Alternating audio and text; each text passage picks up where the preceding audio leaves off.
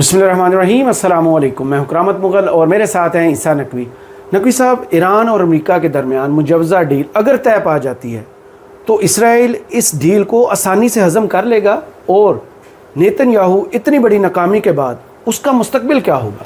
دیکھیں، ویسے تو ظاہر ہے کہ ہر عروج کو زوال ہوتا ہے۔ دنیا کا کوئی بھی شخص ہو، اس نے اس کے آنے کا، اس کے جانے کا ایک وقت مقرر ہے، اور اس نے اپنا پیک بھی دیکھنا ہے، اس نے اپنا عروج بھی دیکھنا ہے، اپنا زوال بھی دیکھنا ہے۔ لیکن ابھی جب ہم بات کر رہے ہیں نا، دو تین چیزیں بڑی اہم ہوئی ہیں۔ سب سے پہلے تو آپ یہ ذہن میں رکھیں کہ یہ جو ڈیل ہے، جس کے حوالے سے ہم گزشتہ ویڈیو میں بڑی تفصیل سے ڈسکس کر چکے کہ ایران اگر پنجرہ توڑ لیتا ہے یا ایران کا پنجرہ توڑ دیا جاتا ہے تو ایران ایک اتنا بڑا جگرناٹ بن جائے گا کہ جس کے ہاتھ میں پھر پورے ریجن کی، گلف ممالک کی اور اسرائیل کی گردن آ جائے گی۔ صحیح۔ اور ایران کا جو پوٹینشیل ہے اس کے مطابق گرو کرتے ہوئے ایران کس طریقے سے اپنے ٹرمز پہ پورے مڈل ایسٹ کو چلانے کی صلاحیت حاصل کر لے گا۔ اسی وجہ سے لاسٹ ویڈیو میں ہم نے جو پورا مقدمہ ڈیولپ کیا وہ اس بات پر کیا کہ وائی ڈو آئی بلیو کہ یہ جو ڈیل ہے، اس ڈیل کو ناکام کرنے کے لیے، اس کے راستے میں روڑے اٹکانے کے لیے اور اس کو ایک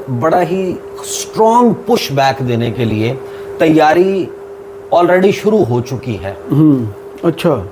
گلف ممالک کی طرف سے بھی آپ کچھ چیزیں ہوتے دیکھیں گے، اور اسرائیل کے حوالے سے کیا ہونا شروع ہو چکا ہے اس کو ہم اس ویڈیو میں ڈسکس کریں گے۔ دیکھیں، سب سے پہلے تو آپ کو پتہ ہے کہ اکتوبر کی غالباً 27 تاریخ کو اسرائیل میں عام انتخابات ڈیو ہیں، لیکن 106 ممبرز جو ان کی کنیسٹ کے ہیں، جو ان کی پارلیمنٹ ہے، 120 میں سے 106 نے ریکمینڈ کر دیا ہے کہ ارلی الیکشنز کروا لیے جائیں، جی، تاکہ اس سے جان چھوٹے۔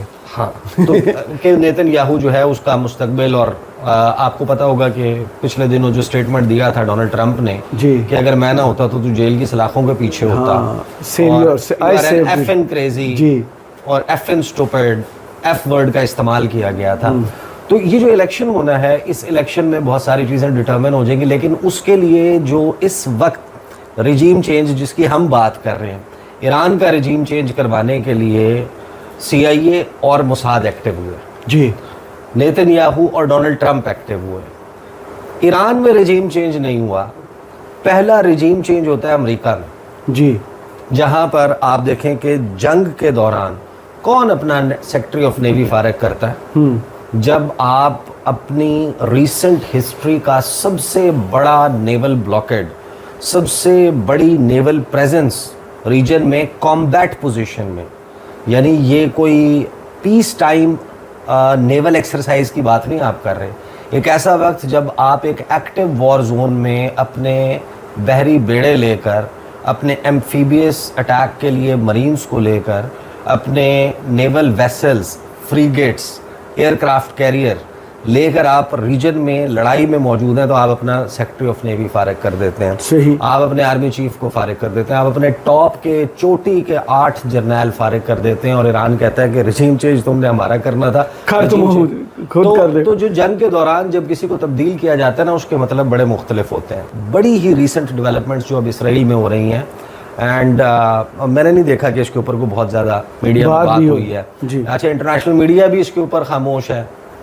کیونکہ موساد کی بات ہو رہی ہے نا، اور پاکستانی میڈیا میں ویسے ہی آپ کو پتا ہے کہ آج کل سبجیکٹس میں بہت اور قسم کے معاملات ہیں، بجٹ کے معاملات ہیں وغیرہ وغیرہ، لیکن جو چیف موساد کا چینج ہوا ہے نا، that is very interesting. Mossad chief کا جنگ کے دوران چینج ہو جانا، ویسے تو ڈیوڈ برنیا اسی کا یہ سارا برین چائلڈ تھا، یہ اس طریقے سے ہوگا، اس طرح سے جناب ایران میں رجیم چینج ہوگا، اٹیک کے لیے کوارڈینیٹ کرنا، ریجن میں سب کچھ کرنا، لیکن صرف فارغ موساد کا چیف نہیں ہوا۔ موساد کے چیف کے جاتے ہی جو نیا چیف آیا ہے رومن گوفمن، اس نے آ کر A اور D کو بھی فارغ کر دیا۔ اب A اور D جو مہرے ہیں، اگر آپ ان کو سمجھ لیں تو آپ کو سمجھ آ جائے گی، آپ کو پتہ چل جائے گا کہ اچھا یہ معاملہ غلط ہوا، اور اسرائیل نے اناؤنس نہیں کیا، لیکن اس کے ڈیسیجن سے ہمیں پتہ چل رہا ہے کہ کیا تبدیلی وہاں پر آ چکی ہے, کس قسم کا رجیم چینج ہوا ہے. سب سے پہلے تو دیکھیں جو ڈیوڈ برنیا ہے اس نے ویسے بھی جون میں ریٹائر ہونا تھا, صحیح, لیکن ایک ایکٹیو جنگ کے دوران جس کا آغاز ہی اس نے کیا ہو, جس کے لیے پلاننگ اس نے کی ہو, جس کے لیے اس کے ڈپٹی ڈائریکٹر, اس کا ڈائریکٹر فار انٹرنیشنل ریلیشنز اس کے نیچے موجود ہوں, ان سب کو ہی فارغ کر دیا جانا نئے چیف کے آنے کے بعد, اس کا مطلب یہ ہے کہ some thing went wrong some where. صحیح. لاسٹ ایئر دسمبر کے مہینے میں رومن گوفمین جو بینجامن نیتن یاہو کا ملٹری سیکٹری تھا, اس کی اپوائنٹمنٹ منظور, اس کے نام کو ریکمینڈ کرتا ہے بینجامن نیتن یاہو کہ اس کو بنائے نیکسٹ موساد کا چیف. صحیح. لیکن پھر شروع ہو جاتی ہے جنگ 28 تاریخ کو. 28 تاریخ کی جنگ سے پہلے نیتن یاہو جا کر ڈونلڈ ٹرمپ کو وائٹ ہاؤس میں کنونس کرتا ہے کہ ہم نے یہ جنگ شروع کرنی ہے. اس دوران آل along جو ملٹری سیکٹری ہے, اس کے پروفائل پہ بھی میں آتا ہوں, اس کی بھی ساری ظاہر ہے کہ مشاورت اور چیزیں شامل ہوں گی, وہ ساتھ ٹریول بھی کر رہا ہوگا, وہ ایڈوائز بھی کر رہا ہوگا. اور جب آپ کو رومن گوفمین کا اس تمام معاملے میں کردار پتہ چلے گا نا اس جنگ کے حوالے سے, تو آپ حیران ہو جائیں گے کہ اس کا مطلب یہ ہے کہ آنے والے وقت میں ایک بہت ہی انسیٹلنگ قسم کا پش بیک اس ڈیل کے خلاف موساد جو تبدیلی آئی ہیں اس سے لگتا ہے کہ وہ پلان کر چکی ہے. صحیح. اچھا, جب جنگ شروع ہو جاتی ہے, جنگ کے دوران آئیڈیلی تو ہونا یہ چاہیے تھا کہ آپ جو پروموشن والی کمیٹی ہے وہ آپ نہ بیٹھاتے کہ بھئی یہ قصہ ختم ہوگا, یہ لڑائی ختم ہوگی, یہ جنگ ختم ہوگی تو پھر ہم اپنی اپوائنٹمنٹس کی طرف جائیں گے. لیکن جون میں کیونکہ اس کا ریٹائرمنٹ کا ٹائم تھا ڈیوڈ برنیا کا, تو اس کو کسی بھی قسم کی ایکسٹینشن اگر تو اس نے کیا ہوتا نا کوئی بہت بڑا کمال, تو اس کمال کے نتیجے میں تو آپ جو ہے اس کو جاری رکھ سکتے تھے. وہ ناکام ہو گیا. ناکامی کی وجہ سے آپ نے اسے کہا کہ جانا ہے.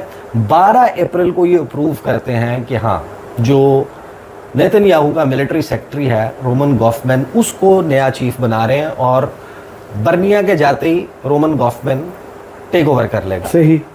اب 2 جون کو رومن گوفمین جو ہے وہ موساد چیف کے طور پر ٹیک اوور کرتا ہے, اور ٹیک اوور ہونے کے بعد, کرنے کے بعد سب سے پہلے وہ کیا کرتا ہے, سب سے پہلے وہ اے کو فارغ کرتا ہے, ایلف کو. صحیح. ایلف از دا ڈپٹی ڈائریکٹر. جب آپ جائیں, آپ جا کر گوگل پہ سرچ کریں, آپ کہیں کہ جناب I want to know the name of deputy director Mossad, تو آپ کے سامنے ایک اتنا بڑا پیج کھل جائے گا کہ بھائی جان ہم قاصر ہیں. اسرائیل کی حکومت کی پالیسی نہیں ہے کہ وہ موساد کے چیف کے علاوہ کسی بھی عہدے, کسی بھی رینک پر کام کرنے والے کا نام, رینک, کوئی بھی چیز ڈسکلوز کرے. صحیح. ان کو ان کے انیشیل سے, نک نیم سے, ایلیس سے بلایا جاتا ہے. صحیح. تو اس کو ایلف کہا جاتا ہے, اس کو اے کہا جاتا ہے. لیکن اصل سوال یہ ہے کہ اے کا کام کیا تھا, جس کو فارغ کیا ہے ناکامی کیا ہے, اس کی ذمہ داری کیا تھی. اب وہ فارغ ہوا ہے تو آپ کو پتہ چل جائے گا کہ یار اچھا اس کی یہ ذمہ داری تھی. تو آپ کو پتہ چلتا ہے کہ ایلف کی ذمہ داری یہ تھی کہ جب یہ آپریشن ہوگا, جب سید علی خامنائی کو شہید کیا جائے گا, جب ایران میں 48 سے 50 ٹاپ کے چوٹی کے لوگ جو ہیں ان کو اسیسینیٹ کیا جائے گا, اس کے بعد ایران میں انریسٹ کریٹ کروانا ہے. اس کے لیے اس کو تقریباً $400 ملین ہارڈ کیش دیا گیا تھا, جو اس نے تقسیم کیا ہے. اب کتنا اس نے خود رکھ لیا ہے, کتنا اس نے ایکچولی تقسیم کیا, یہ ایک علیحدہ کہانی ہے. یہ جو ایلف ہے, اے ڈپٹی ڈائریکٹر موساد, اس کے اوپر الزام یہ ہے کہ اس نے اپنا کام ٹھیک سے نہیں کیا. ظاہر ہے کہ جس نے کرنا کیا تھا, کردوں کو, اپوزیشن کو, جو وہاں پر ضد انقلاب لوگ ہیں ان کو بھڑکانا تھا. وہاں پر ایسے ایونٹس کریٹ کروانے تھے جس طرح مصدق کے دور میں CIA نے کروائے تھے. صحیح. جب تھیوڈور روزویلٹ کا جو پوتا ہے اکرت, وہ گیا تھا اور اس نے $10 ملین سے جو کام کیا تھا 1950s میں, 53-54 میں, وہ کام اس نے کرنا تھا. اس نے یہ کرنا تھا کہ ان کو پیسے دینے تھے, ان کے رنگ لیڈرز کو پیسے دینے تھے, وہاں پر اپوزیشن جو سٹرونگ آوازیں ہیں رجیم کے خلاف ان کو پیسہ لگانا تھا, احتجاج کا سلسلہ بھڑکانا تھا, بغاوت کروانی تھی, اپنے سلیپر سیلز ایکٹیویٹ کرنے تھے, اپنے جو موساد کے ایجنٹس ایرانین رینکس میں موجود ہیں ان کو ایکٹیویٹ کر کے اسیسینیشنز کروانی تھیں, لوگوں کو مروانا تھا, ان کا الزام رجیم پہ لگانا تھا, اور ایک پورا اس کا ڈیزائن موجود تھا. اس نے میک شور کرنا تھا کہ ایسے فالس فلیگ آپریشنز کیے جائیں کہ جس سے سعودی عرب ایجیٹیٹ ہو کر, کیونکہ متحدہ عرب امارات تو پاکٹ میں تھا نا جی, متحدہ عرب امارات تو سب کچھ کیا اس نے کہا کہ ہم ایک انٹرنیشنل وہ بھی کولیشن بناتے ہیں, پیسہ چاہیے پیسہ دیں گے, جانیں چاہیے جان دیں گے, جہاز چاہیے جہاز دیں گے, کوئی بھی ٹیریٹری چاہیے بیس چاہیے فلانا چاہیے. متحدہ عرب امارات تو سروس پہ موجود تھا. ڈی کا کام یہ تھا, جو ڈائریکٹر فار انٹرنیشنل ریلیشنز ہے موساد کا, کہ اس نے سعودی عرب کو اور ان ممالک کے اوپر کچھ ایسے فالس فلیگ آپریشنز کروا کے, دیکھیں نا کچھ چیزیں ہیں جن سے انٹرنیشنل سپورٹ گارنر کرنی تھی. اچھا, یعنی ڈیاگو گارسیا کے اوپر جو اٹیک جی ہوا ہے, ایران نے کہا یہ ہم نے نہیں کیا. جی, اب اس کے لیے 4000 کلومیٹر کی رینج کا بیلسٹک میزائل استعمال ہوا. ایران کہتے ہیں کہ ہمارے پاس یہ کیپیبلٹی نہیں ہے. اسرائیل کی جو سینسرشپ ہے نا, وہ پوری دنیا جانتی ہے کہ کتنی زیادہ سینسرشپ ہے وہاں پر ہونے والے نقصانات کو رپورٹ کرنے پہ. آپ نہیں بتا سکتے, آپ رپورٹ نہیں کر سکتے. انہوں نے ایگزیکٹ لاسز کیا ہیں انہوں نے نہیں بتایا, ہمارا انفراسٹرکچر لاس کتنا ہوا ہے. سی این این سمیت دنیا بھر کے جو انٹرنیشنل آرگنائزیشنز ہیں, میڈیا آرگنائزیشنز, وہاں جا کے خاموش ہو جاتے ہیں. انہوں نے نہیں, خاموش ہونا اور بات ہے. سی این این نے باقاعدہ ایک رپورٹ کی, ہم نے اس کا مینشن نہیں کیا تھا. سی این این نے رپورٹ یہ کیا کہ ہمیں یہاں پر بتانے کی اجازت نہیں, ہم یہاں لائیو نہیں کر سکتے, ہم یہاں پر ہونے والے نقصان کو ایگزیکٹلی ڈسکرائب نہیں کر سکتے, ہم اس کا ویژول نہیں چلا سکتے. اگر آپ کا ارد اور دمونا جہاں پر جوئش بام موجود ہے وہ اگر انڈر اٹیک آ گیا, اگر آپ کے مختلف جو مقامات ہیں ان کو ٹارگٹ سکسیسفلی کر لیا گیا, تو اس کا مطلب یہ ہے کہ آپ تو you have gone through something which was unprecedented and unthinkable, جس کو آپ سوچ بھی نہیں سکتے تھے. تو اب یہ ایک دیوانے کا خواب ہوگا کہ اسرائیل ول ٹیک اٹ لائنگ ڈاؤن. اصل معاملہ یہ ہے کہ یہ بھی پہلی مرتبہ ہے, اور اس کے اوپر اب لکھا جا رہا ہے, بہت زیادہ بات چل رہی ہے, کہ بینجامن نیتن یاہو کو جو سنب کیا ہے ڈونلڈ ٹرمپ نے, جی پرائیویٹلی اس کو کچھ کہہ دینا, نیتن یاہو کا ڈونلڈ ٹرمپ کو جوتے لگا دینا, ایوری تھنگ از انڈرسٹینڈیبل. جس طریقے کی جو ان کی لابی کا اس وقت اسٹرانگ ہولڈ ہے امریکن اس پہ, لیکن نیتن یاہو کا جو 60 منٹس کا انٹرویو ہے اس کو جب آپ سنتے ہیں تو آپ کو پتہ چلتا ہے کہ نیتن یاہو نے یہ جو تسلیم کیا ہے نا کہ ہم جو امریکہ میں ینگ جنریشن ہے وہ ہمارا بیانیہ بائے نہیں کر, متنفر ہو رہے ہیں, وہ ہمارے ایکٹس کو جینوسائیڈل سمجھنے لگ گئی ہے, اور یہ آنے والی امریکن لیڈرشپ کی پالیسی میں ریفلیکٹ کرے گا. ایسے لوگ جو کانگریس مین بنیں گے, سینیٹرز بنیں گے, جو ہمیں غلط سمجھتے ہوں گے اس سارے معاملے میں, تو ایک اتنا بڑا آپریشن آپ سسپیکٹ کریں اور ایکسپیکٹ کریں کہ ہونے والا ہے, کہ جس میں ہر وہ ملک جس نے بشمول پاکستان ایران کو ون وے اور دی ادر سپورٹ کیا ہے, اس ڈیل کو فیسیلیٹیٹ کیا, اس ڈیل کو ان اٹسیلف اور عرب ممالک میں اپنے جتنے کنیکشنز ہیں اور اثر و رسوخ ہے اس کو استعمال کرتے ہوئے اس کو صرف کاؤنٹر کرنے کی کوشش نہیں کی جائے گی.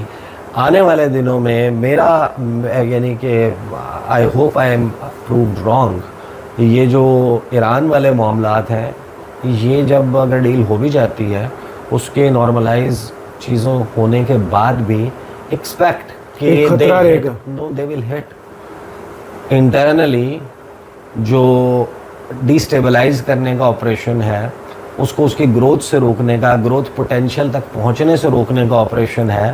وہاں پر پولیٹیکل اسیسینیشنز, وہاں پر خانہ جنگی کروانے سمیت ہر قسم کے معاملات جو ہیں اس کے لیے پوری کوششیں اور کاوشیں آپ کو ہوتی ہوئی نظر آئیں گی.